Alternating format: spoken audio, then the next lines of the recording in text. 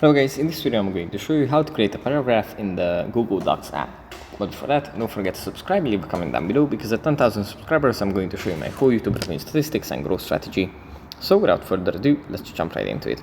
First we have to open up the Google Docs app, and here it opens up in Drive files.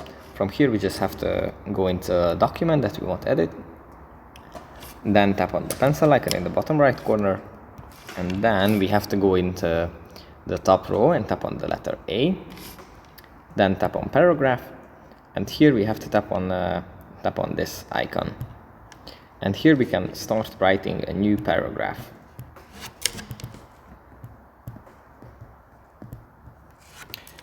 And if we want to go back, so we don't want this to be a new paragraph, we can just do this, or we can, as you can see, we can set the paragraph to be wherever we want to. So yeah, that's pretty much it for this video.